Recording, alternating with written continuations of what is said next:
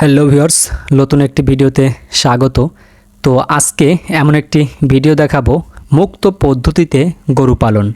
দেখেন, এখানে মুক্ত পদ্ধতিতে গরুকে লালন পালন করা হচ্ছে।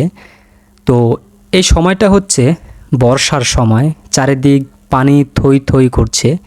আর এখানে যে গরুটা আছে, এখানে আপনারা চারিদিক লক্ষ্য করলে দেখতে পারবেন অসংখ্য গরু আছে, মানে আমার থেকে একটু দূরে।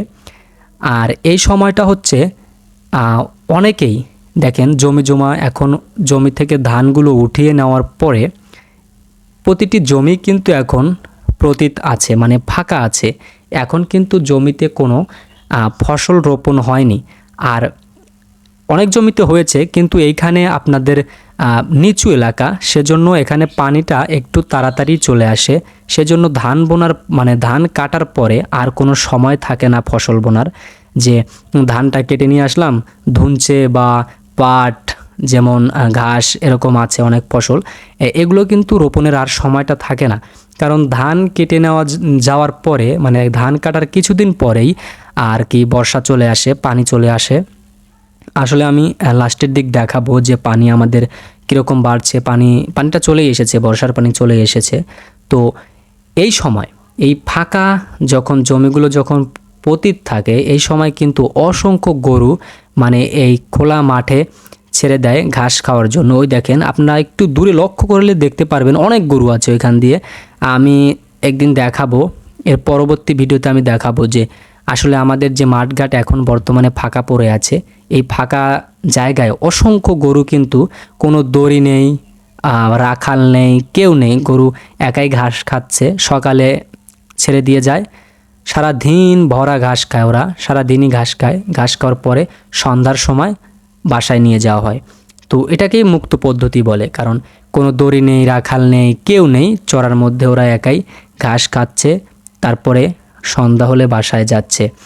তো এইভাবে গরু লালন পালন করলে হয় কি, আপনাদের গরু দেখেন অনেক আছে গরু, যে গরু লালন পালন করে আপনার খামারে লালন পালন হয়। এখানে কিন্তু গরুকে একদিন যদি মানে খামারে যে গোড়ায় বাঁধা থাকে, গোয়ালে বাঁধা থাকে, সেই গরু কিন্তু নড়চড় করা হয় না। মানে গরু এক লাগারে গরু শুধু গোড়ায় বাঁধা থাকে, কোনো বাইরে বের করা হয় না।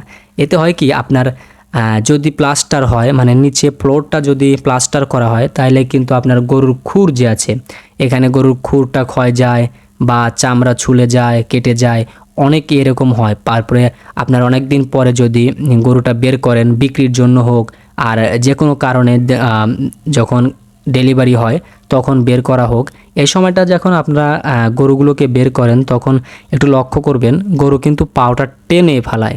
ঠিক আছে, তো এই টেনে ফেলানোর কারণটাই হচ্ছে এই গরুকে অধিক সময়ে আপনারা গোয়ালে বেঁধে রাখেন, এটা কিন্তু ঠিক না।